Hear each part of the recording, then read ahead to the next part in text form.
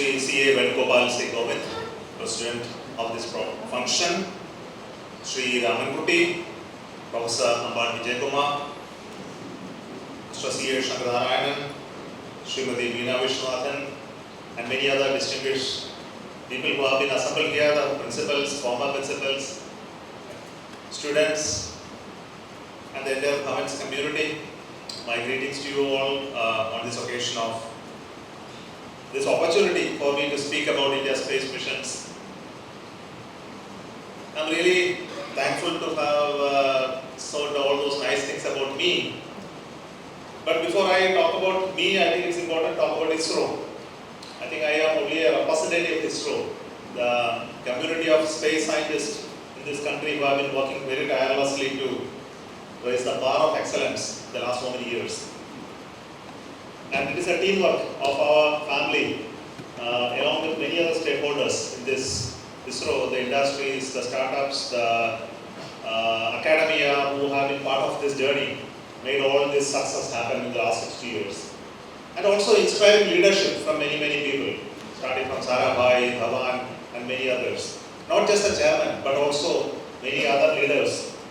Our organization is like this, that we simply create leaders at many places, many of them. Not the one who are that you are able to see as chairman like me, but there are many other leaders who are able to do things, fantastic work across centers and laboratories and places. So I salute all of them before I speak about the space program. I think it's something which you should all learn how to work in team to really make a change. And this is something which is lacking in our country. And that's why I want to stress this point once, every time again and again. Many people who know Dr. APJ Abdul Kalam really knows the trick, how to inspire ordinary people to do extraordinary things. I think this is what he specialized in while he was in ISRO. I think we are all ordinary people, no? All come from surroundings like this. I was also a student of this Maharaj College just nearby. I came from a village adjacent to Kochi from Alappuzha district, Arivur, where I used to take a transport bus every day to come to Maharaj College to have my pre-degree class at that time. Went back every day evening, walking from Maharaj College to my bus stand, and then taking my transport bus to go to my home.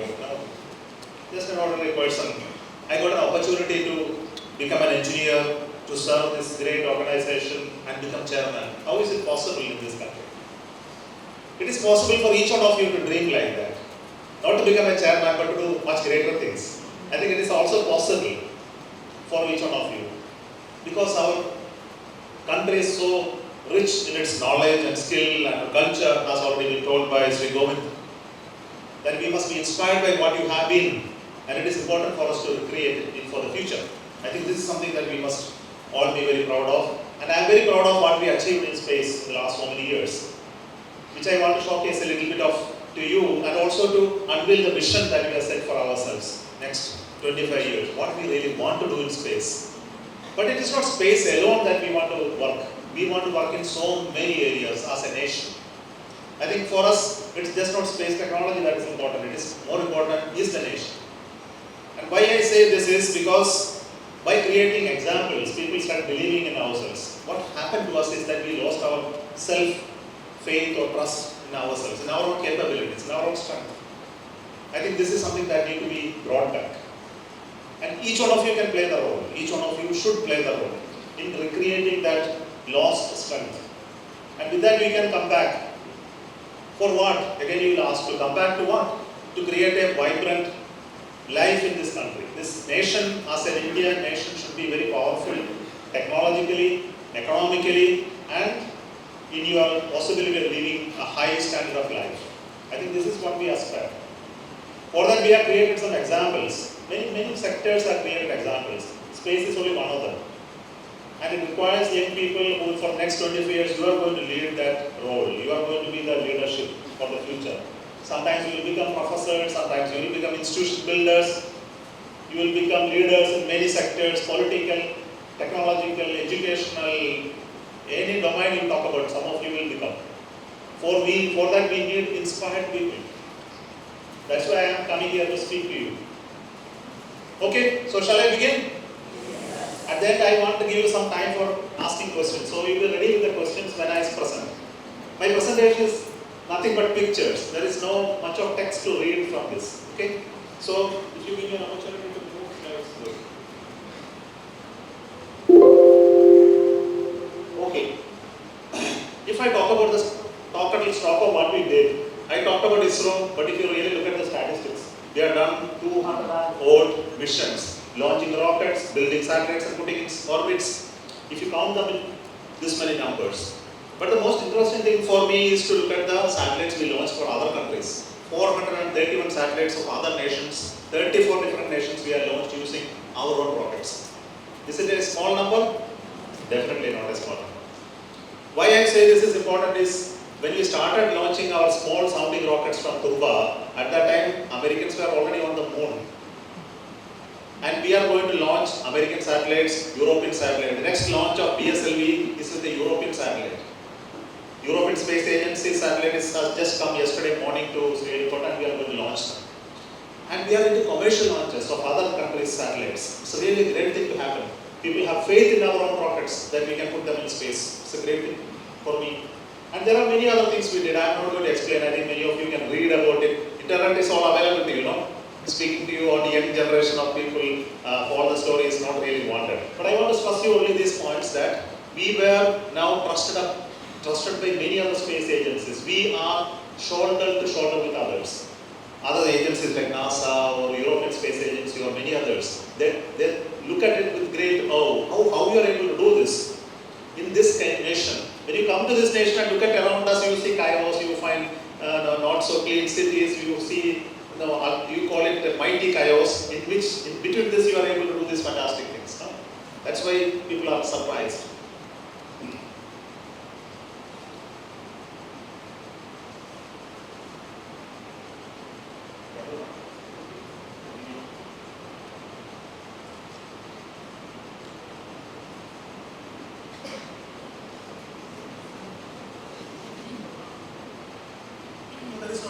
So okay, don't worry.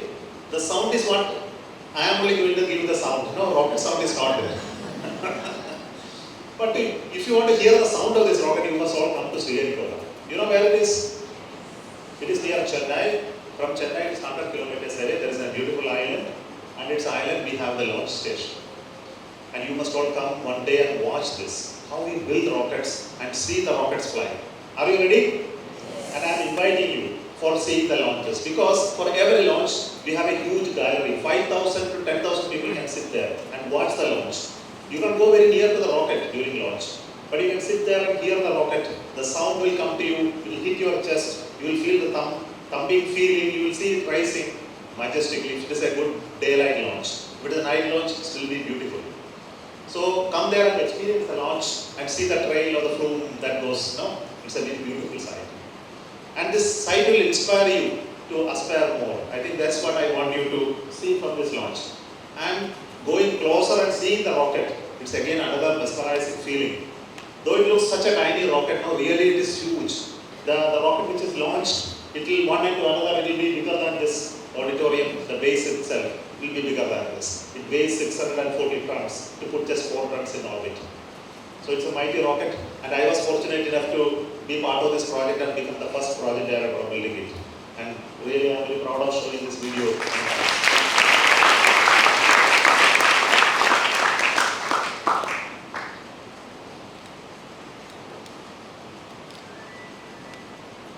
Now if you look at our rockets, you have heard about PSLV, the GSLVs and the LVM3 which just now you saw the lift off. And many of them were developed after I joined. So they said I am 38 years into ISRO. So fortune to me is that I have been part of all of this. And I am going to be part of that last rocket, the NGLV, for some more time until I retire and go away. But right now I got an approval that we have completed the preliminary design and then we started the design development program. But until then all these rockets were developed, huge amount of infrastructure were got developed. And I can tell you the knowledge of designing and developing a rocket is just not coming. You can't learn from a textbook and make a rocket. There is a rocket equation. Somebody has written a rocket equation long back. You know who wrote that rocket equation? Anyone knows? There is a great scientist, a Russian scientist, Konstantin Tsiolkovsky. Heard of him? No. Okay. But at practice, you should search this. So noted this name, Konstantin Tsiolkovsky, go and search what is rocket equation. And he laid the foundations of this rocket. And this rocket are still flying on the same principle as Konstantin Tsiolkovsky was scheduled in the 18th century. And being part of this rocket development is not textbook knowledge. There is huge amount of knowledge that comes out of experience, skill in many domains. So, you know, any aircraft in India has still now made. The first aircraft we made, the LCA, have you heard about it? LCA, Light Combat Aircraft. Even for that aircraft, the engine comes from outside. The engines are still not made in India, even aircraft engines. But you look at these rockets, all its engines are made and designed, developed and manufactured and tested in India. Is it a small thing? And they are very powerful engines. Liquid engine, solid engine, cryogenic engine, non-cryogenic engine, control engine, satellite engines, all are designed and developed in this country. And we are able to make it. And over the so many years, we were able to know the technology that does all of this. And look at the Gaganyaan program, human spaceflight program. This is going to be a huge challenge for us. We have developed the rocket. We have been sending satellites in space. But sending a human being to space is a difficult issue, no? Why it is difficult? Because he must reach there alive and thriving. And after reaching there, you should be able to bring him back safely. It's not. This is the issue. Launching him is very easy. We will put it in a container and launch him to space. But there is no guarantee that he will come back. Okay. So not only that launching, but during launching, he must survive the launch. The accelerations are very high, the vibration is very huge, the thermal issues, and so many issues are associated with the launching human beings. The safety is very important. So bringing in safety in rocket is a huge challenge. And we are doing it, and we are going to develop G1, G2, G3. All of them are going to be uncrewed missions, where you put a robot and then launch and understand what are the environments of launching. And finally, we will do a H1 mission, which will be a human-rated crewed mission. Our astronauts are ready, they are undergoing training, they are going to go to International Space Station next year. But launching our own missions, we are getting ready with the crew craft. What you see here, the crew module, it's a very complex engineering piece, and also the service module, both are getting integrated here. If you come to ISRO's facilities, I can show you that. I can guarantee some of the selected students from here. If you are ready, I can show you how these are getting assembled and integrated. Some of you are interested. Now, another interesting area is aircrafts and aircraft-like rockets. That's called winged rockets. Can you tell a winged rocket which has been there some time back, has been working very well? American rocket. Space shuttle. Anybody knows? I think you would have seen space shuttle going there. And which Indian astronaut died in the space shuttle crash? Yeah, you know it. But then space shuttles are not flying today. America made the first space shuttle, afterwards Russia also made their space shuttle called Buan. It flew only once, after that they discontinued. But then the world has still interested in building winged aircrafts, and we are also building similar ones, and we call it the reusable launch vehicle. And this is what the world is interested, because it's going to be unmanned. It is an autonomous rocket we are going to launch and then recover it on landing site. And that's what you will see now. See our craft coming and going to land in the defense runway in Chitradurga in Karnataka. You can see that how beautifully it is landing. And this is unmanned. And the entire computer system controls it. It is dropped from a helicopter at 4-kilometer altitude. It aligns itself, controls itself, and comes and lands beautifully. And now we are going to launch into the orbit, and then from the orbit it will come back. But you would have seen aircrafts landing. The pilots are controlling and making it land. But autonomous landing is much more difficult, because it has to have sensors to understand this is a runway, and even if it is deviated, it will come back and land in the runway using optical sensors, radar sensors, lidars which will measure heights. You have a pseudo lights which will locate GPS equivalent locations, and many sensors, and a lot of software and algorithm which will make it land beautifully. And when it lands from space, you need to handle thermal, high heat, drag, and it comes and lands at tremendously high speed than typical aircrafts. It will be almost twice the speed of an aircraft when it lands. So these are the challenges of making aircrafts like this land beautifully. So look at the pictures. In fact, last 3 launches we were able to achieve it with very precise landing, perfect landing, even without centimeters misalignment. When it landed finally, it was exactly at the center of the runway. So beautiful it was. Now let me speak about some of the Chandrayaan programs. I think already it's talked about Chandrayaan 3, but the Chandrayaan 3 is a legacy. We started Chandrayaan 1 in 2007, and Chandrayaan 2 in 2019, and Chandrayaan 3 2023. But the Chandrayaan 1 is very, very important because through this mission we discovered what? Chandrayaan 1 discovered what? Water on the moon. Even before that, many missions were there. Americans went to moon, Russians went to moon, and many other nations went to moon. Did anyone discover water on the moon? No, it is our Chandrayaan 1 which put the moon impact probe as well as observed using our own instruments and also American instruments. They discovered the water on the moon. Today everybody knows there is water on the moon, and there is a possibility of even finding icy water on the moon.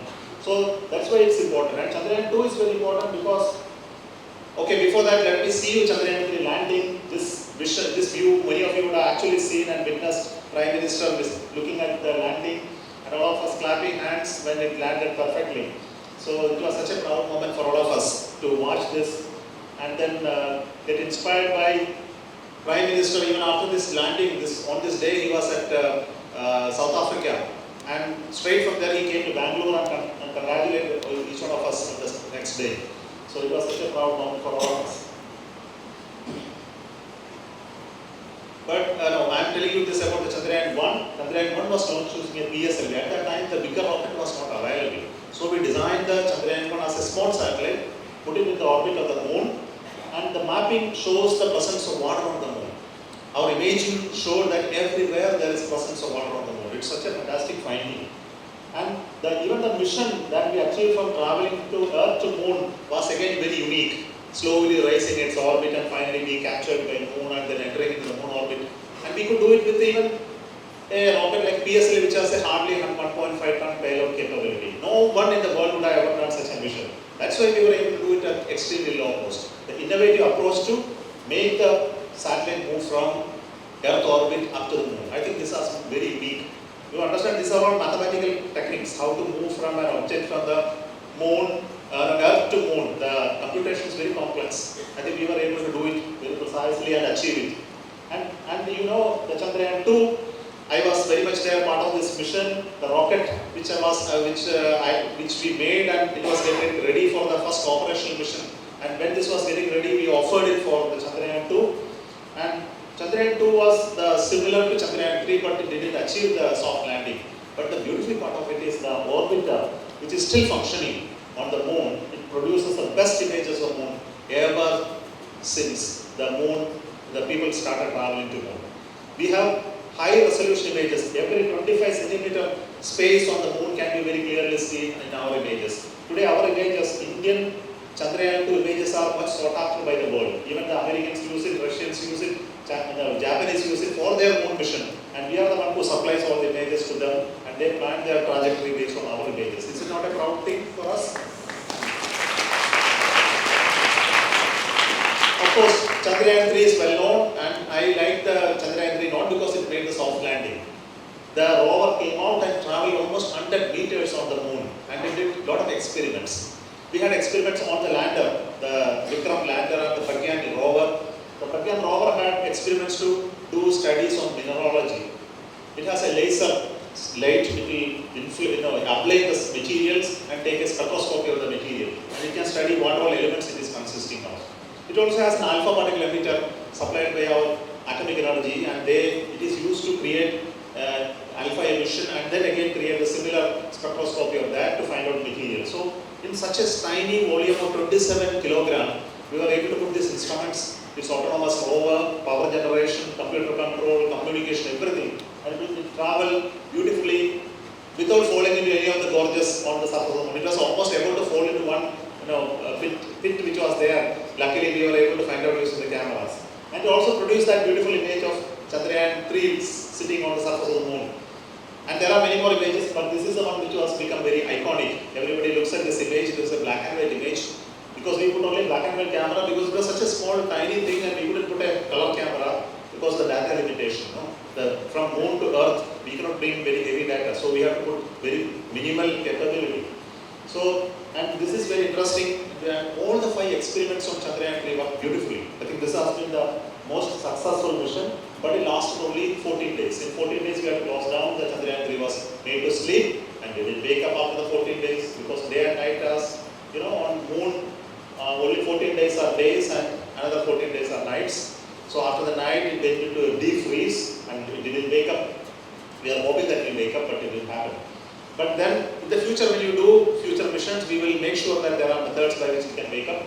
We need power generation in the absence of sun, possibly using atomic energy principles. We should be able to create power generation capability. Can anyone tell this what image of this is? It is a Mars. Okay, the most beautiful image, the three-dimensional image of the Mars was created by our Mars orbital mission, MOM. And this was again very unique mission that India did. The very first time any country has ever sent a mission to Mars and became successful. That was India. And it was not because that we were just lucky. It is because we studied all other failures and made corrective actions on our mission that we were able to achieve the success. So, but look at this. It's such a beautiful image. I am not showing you much of the outcome. Another interesting mission is Aditya L1. I think just mentioned about it. Aditya L1 was very unique because we were trying to study sun using many instruments. You will ask me what you are going to do about sun. You can see sun every day. What exactly you are going to study? You look at the sun from Earth and then study sun. But then once you go up above the space, you can look at sun in various ways. Not by the visible light. You can look at the particle emissions. Now from sun, whenever a coronal activity takes place, a lot of particles come. And what are the particles? It will contain electrons, protons, ions of various elements. They travel at tremendously high speeds towards Earth because of the magnetic activity.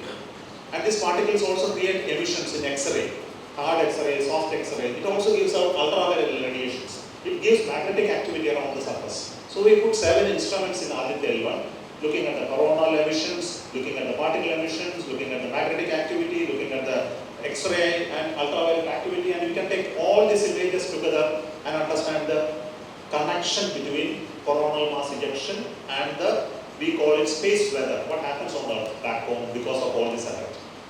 You know, corona borealis and corona australis, those emissions at the poles that you see due to the impact of those particles coming and interfering with the atmospheric ions on the surface of Earth. We can see those colors, beautiful colors changing, green, red, yellow, colors are changing. Even if you go to Ladakh in India, you can actually see images at the poles being created by the coronal activity. Recent years it has been very intense. Recently, Aditya L1 discovered many of the coronal activity and a lot of data has come. Today we have 50 plus satellites in orbit. India has built and launched and almost 100 satellites, but what is working today are 50 plus satellites in the last 60 years.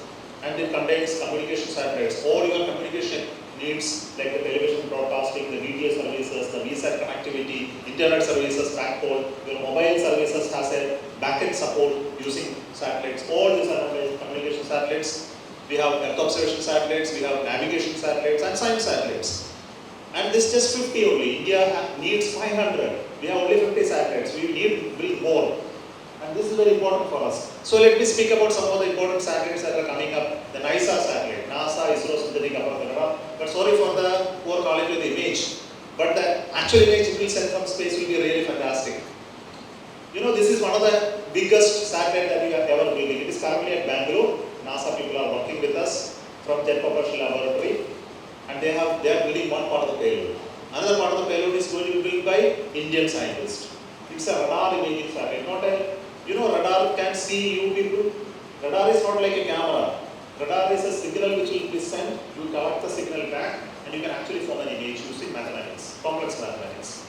So you can understand many things. You can actually observe the surface, you can look at the tectonic movements, you can see water, you can see ice, you can find pollution, you can see green cover. And you know, tectonics is very interesting. All the continents move, you understand continents, and all of them move slowly. This satellite can measure movement up to 2 centimeters in a year. Up to that accuracy it can measure. And in the summer and rainy season, water goes under the earth and lift our land mass in meters. Sometimes half a kilometer it goes up and down. With respect to Earth's surface contour, the change is almost half a kilometer up and down. You can measure it and understand how is the underground water is getting collected and water is getting used. lot of such information can be gathered using the satellite. And this satellite is going to be launched coming February. Similarly, another satellite we are building is with the CNES. You can check it. CNES is a French National Space Agency. It's a France. We are working with them to make a satellite called Krishna. It's a thermal imager satellite. So you look at Earth in thermal band. When I say thermal band, you won't understand. You know, if there is a hot object sitting here, you put your hand, you will feel heat. You physics students, you can understand. Heat comes out as what image, what radiation? Anybody, somebody tell me, answer me, what's the radiation through which the heat is transmitted? Infrared, ultraviolet, which is the term? Infrared. So infrared radiation you cannot see. You know there are infrared cameras, night vision cameras, infrared LEDs. So similarly, if you look at Earth in infrared, you can actually map Earth in thermal way. And once you map Earth in thermal way, you can understand the heat stress, the impact of rain, impact of global heating, the emissions of carbon dioxide, methane, and global climate change, and many other aspects can be studied using the satellite. So we are building the satellites now. And there is another interesting satellite we are building is called G20 satellite. This is a satellite for G20 nations. Recently, Prime Minister has announced that the G20 nations are going to build a satellite, and India is going to build it for all of you. An offer that we are given, we are going to build a satellite for all of you. For what? For environment and climate studies. Because environment and climate studies and sustainability is such a big issue today. You have to look at what are the carbon emissions happening there, how much of global warming is happening, and how much of precipitation rain is happening, what are the pollutants globally, and how they are moving around, and how we can mitigate all of this. So we are putting instruments on such a satellite, and we will measure globally and provide this information to entire nations to take actions to correct it, wherever there is a need to correct. So this is one interesting satellite we are building. Another interesting satellite we are just going to build and launch is called Spex. This satellite is just ready at our satellite center. The launch is likely to take place by 20th of December. All of you watch for this launch. This is an interesting satellite. There are two satellites, and these two satellites will be launched separately, and they will move around 20 kilometers apart, again come back together, and we will dock each other. They will connect each other and demonstrate how to make assembly in space autonomously using computers, no human beings, okay? And we are going to program it, you are planning it from ground and commanding it and make them connect. Just imagine two cars moving on the road at 100 kilometers. Can they ever come closer and touch, connect? Just 100 kilometers per hour. You know what is the speed of the satellites in orbit? It is 7.8 meters per second. How many kilometers per hour? Anybody has calculator now? So it is tremendously high speeds. So at these high speeds, if two objects have to come in centimeters close and connect to each other, it's a very huge task. And nobody is there to control. Everything has to do it itself, using its own sensors, computers, and grabbers it has to do. So this is beautiful activity, because this is important for us future. When you said human beings, if you are to go and dock in International Space Station, we must have this knowledge. We must have this technology. So for that we are building this. And similarly, another interesting satellite is a TDS-01. This satellite is going to use electric propulsion. Electric propulsion is, propulsion is the thrust that you are giving to give the rockets, no? Satellite also got engines, where you burn some fuels and move the push. Electric propulsion is where you are going to use solar power, and then generate the solar power to give the push to the satellite. So you don't need that much of fuel. You need a really less amount of fuel, and the electric push can give you very high push. So it is 10 times efficient than chemical thrusters. So we are going to test it in our coming mission. Another interesting satellite is the quantum key distribution satellite. We call it SAQTI. You find out its abbreviation, I am not going to tell you. Okay? So if you search, sometimes you will get it, sometimes you may not get it. But don't worry, after some time you will know what it is. But this is a technology demonstration to quantum. Have you heard of quantum? Everybody is speaking about quantum, but have you understood what it is? You don't know. Okay? But the quantum key distribution is a technology in which you want to do securing. Passwords. Every file you can use a password and lock it. After you lock it, you cannot open without the password. So quantum key distribution is like a password. If there is a communication link, you can use a password to secure the communication. At the other end, you need to supply the password, then you can open it. So others cannot break it. Quantum keys are something that you cannot break at all using regular computers. Whatever you do, such a key cannot be broken. So this is security that you are going to build using quantum technology. Another satellite we are building is called software-defined radio satellite. Entire satellite is a software-defined satellite. You can program every satellite's frequency, bandwidth, its footprint, etc. Possibly students may not understand at this moment. Have you heard of NAVIC? How many of you have heard of NAVIC? Raise your hand. Only one. I am happy to see one at least. It is equivalent of GPS. Now, where is GPS used? One place where GPS is used. Can you tell? In your mobile phones? Where is it? What for you are using GPS? Are you using GPS or you are using Google Maps? You use Google Maps and use navigation, but GPS is inside it, no? It uses GPS, you know, but you are not directly using it. But GPS also can be seen. This is a GPS, American service, no? You are using it part of the Google, but there is an Indian equivalent of that is called NAVIC, and we provide it over Indian Ocean, Indian subcontinent. But signal has to come into mobile phones. So today we give it to defense. So we have 9 satellites, and it gives in different bands. And we are going to increase it in the future, and after some time it will be there in your mobile phones also. Please watch for it. Those who want to again find out, I am giving you this keyword. Those students who are interested can search it and find out. NAVIC, if you try, you will get a lot of information. Please study it and how it is important for the country. But we do a lot of things using NAVIC. For example, okay, before going into that, I will speak about some of the application side that we are working. The first one is called Tele-Education Network. We run something called Tele-Education. We have a remote school. See, some teachers here sitting can actually give a bi-directional communication and conduct classes. Another area is called remote medical services. We run a lot of nodes across the country to support medical care. And this is specifically connected with some of the specialty hospitals and remote areas, like hilly areas, defense areas where there are people access is limited. So these are some of the communication-based services. Yet another satellite service is called satellite search and rescue. So if somebody gets stranded in a hill or in ship or in helicopters or they go to a forest and they are lost, if they have a beacon, if you press once, our entire satellite network will come into action and somebody will go and rescue, provided he has that system called a beacon. And we have so much of area, the colored areas are covered under Indian satellites, and we provide satellite services to do this as a global service. It's a free service, and our satellites has payloads to collect this beacon data, and it will be communicated to the nearby service. Either it could be a ship or an aircraft or a people. They will go and rescue. In the last few years itself, we have saved almost 2,000 plus lives using this technology, and it is one of the best services that India gives to the global world, and it's been recognized recently.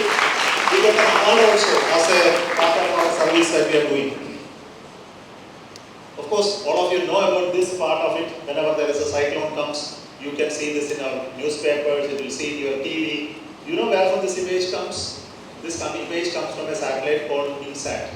We have 3 INSATs, INSAT 3, INSAT 3, INSAT 3D, 3DS, 3DR, and they produce these images of cyclones, and even before it is actually formed, we can predict how it's going to be formed, where exactly it's going to be formed, and there are mathematical models which will predict how it will move and what point it will go and hit. And these predictions are done a week ahead, and governments can warn people to relocate or do protective actions to prevent any mishaps happening. You know what is the last of the cyclone that came in Orissa? Not Fanny. Fanny was old. Anyone can tell the name? Okay, the last cyclone. No one knows. Okay, I will not give you answers. I am not here to give you any answers. You have to search and find out. Everyone has to go internet and search and find out. But these names are very interesting. These names are given by cyclone. Who gives the names for the cyclones? This question you have any time asked? There is a cyclone called Amphan. Who gave this name? So there is a method of giving names, and 7 countries in and around this Indian Ocean has a right to give the name. India gives the name once, the artisan country will be Bangladesh, then Burma, Sri Lanka, each one has a right to. So the names are already written down. All future cyclones names are already written down. You are only, okay, now the cyclone is there, this name you give. So it's already written for next 2 to 3 years, names are already allocated for future cyclones. Okay, so that's the interesting part of the cyclone naming. Those who are interested, you can again search and find out. But then our satellites find out the cyclone very much early. So today, the damage to the property, the damage to people, the death, etc., we are able to control substantially less. And that's a great part of it. Equally important part is looking at the natural calamities. Can anyone identify these two images? Anyone? Why not? Okay, where we had the landslide, the images were collected, we supplied to all our rescue people, but of course there is an issue with the landslide is that when landslide happens, you cannot give real-time warning. Because exactly at that time there will not be a satellite up there. So this is one of the weaknesses that we have. We have to overcome this and create more satellites to help this type of issues. But these are the images which was taken afterwards, maybe half an hour or 1 hour later. By that time much of the damage is already done. But you can see that similar possibilities have been mapped all across the country. We have technology to map the hilly areas, the danger zone areas, we call it the landslide inventory. So this is a map showing the landslide inventory of the country.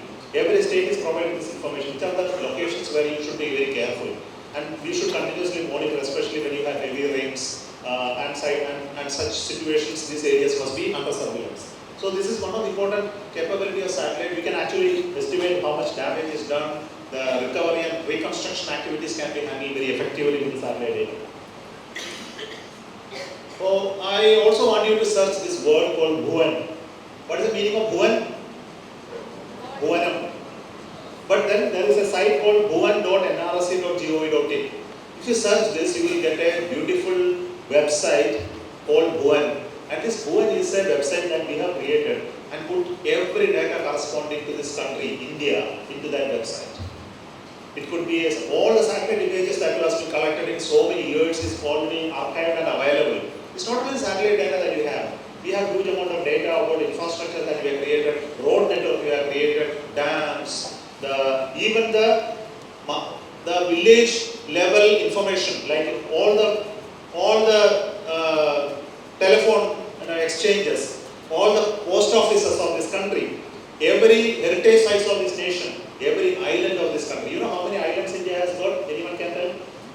How many islands? Can anyone tell? Is it 10? If you believe there are only 10 islands, raise your hand. 100?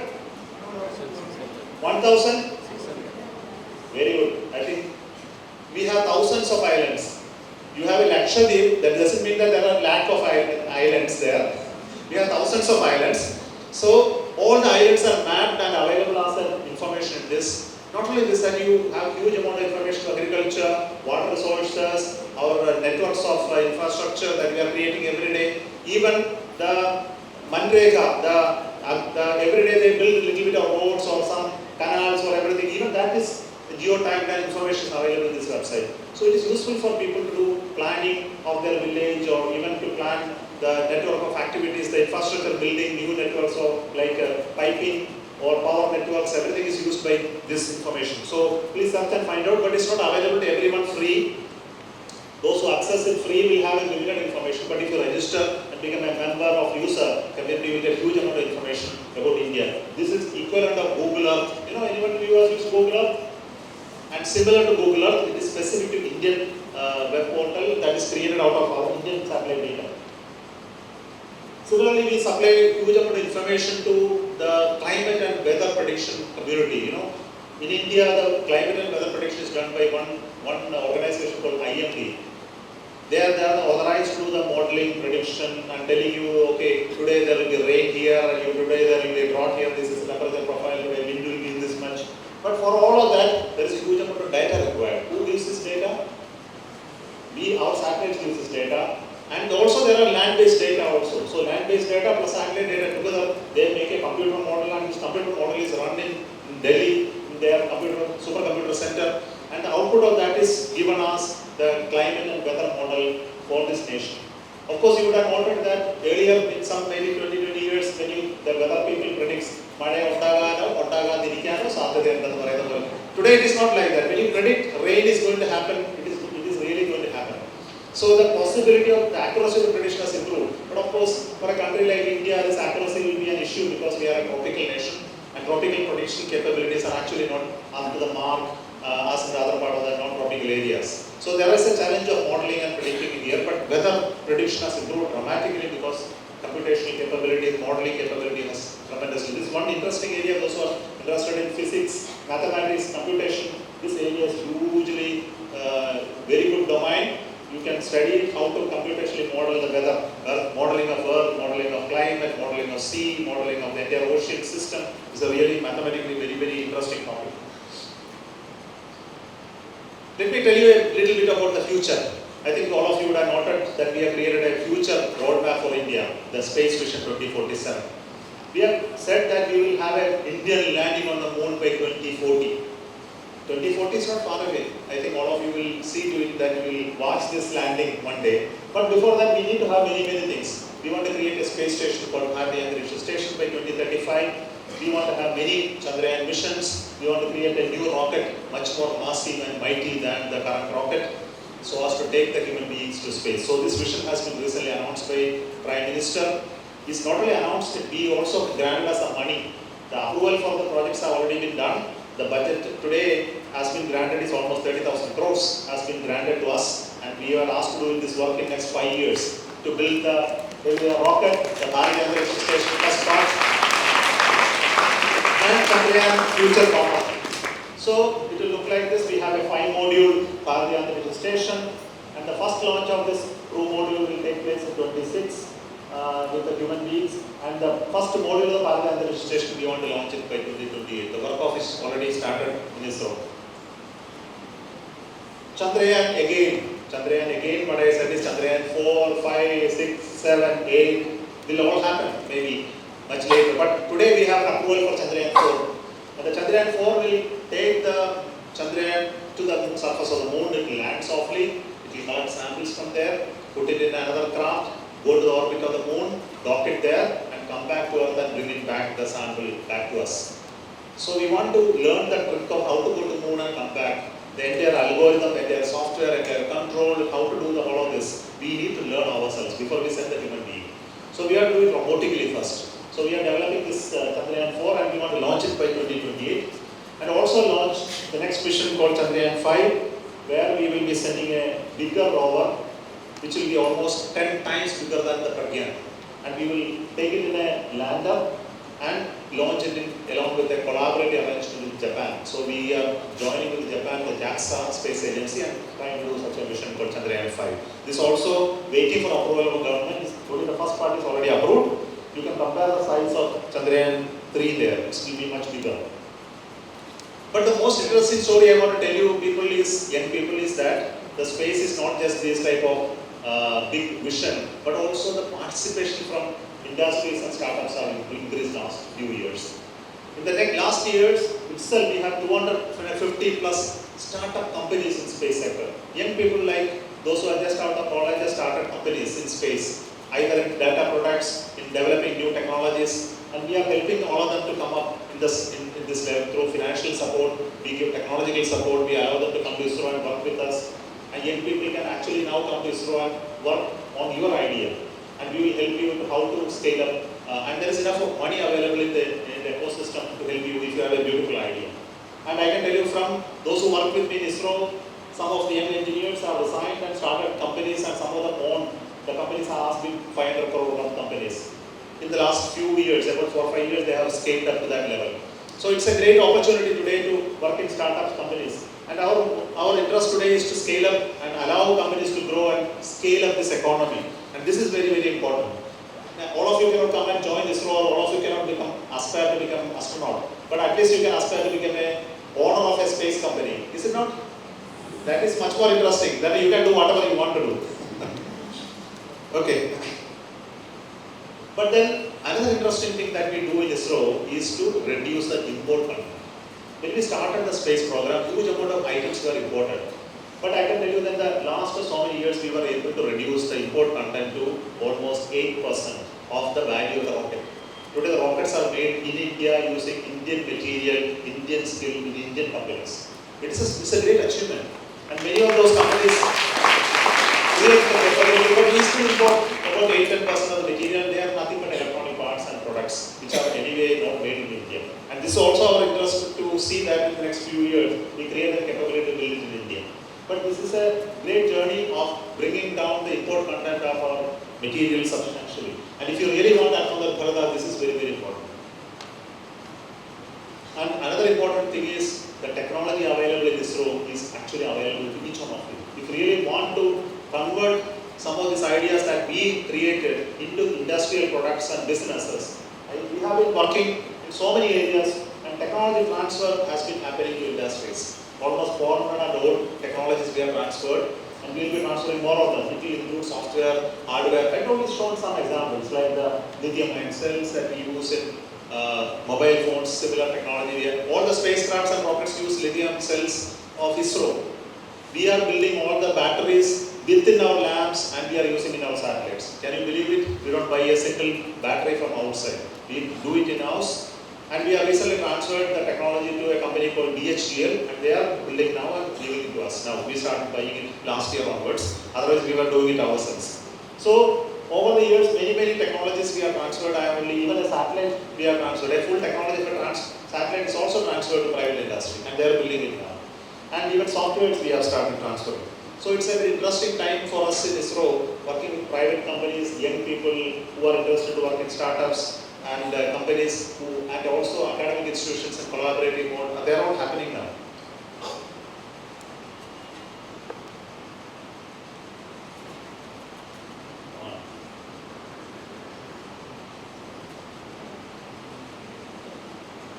So I would like to end my talk with this and then allow further questions to ask. This launch should have happened. Yes, it is happening now. So we have a little bit of delay for human space flight, but then still it will happen one day. So this is a rocket that will take you the launch of the humans into the space. The rockets, each stages are separating, and finally the crew module with the service module is in orbit. Our astronauts are inside comfortably. And after the few orbits, they are deboosting to come back to India and touching down safely in the Indian Ocean. And our ships are going and collecting in India. It's not going to be a dream. It's going to be a reality.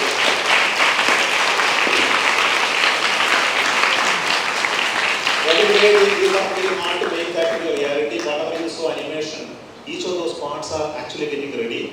And we did some of the tests recently on showing, possibly you would have seen that video of the crew module coming back and landing in the sea without, of course, human beings. And we are working with our Navy and other Air Force teams to arrange the ships and crew systems all around the world to secure and safely collect them and bring back. All these are happening, and I am sure in next 1 to 2 years of time we will be actually seeing our Indian flying to space, possibly going to space station, and ultimately the human landing on the moon. All these are in our wish list, but all depends on how much you do progress in our day-to-day work. And there are huge amount of work of design development happening in the background. So let me stop at this moment and thank you so much for this patient listening. Now I leave it to you to ask questions on topics which are relevant or what are presented or not even connected. Okay, whichever you like.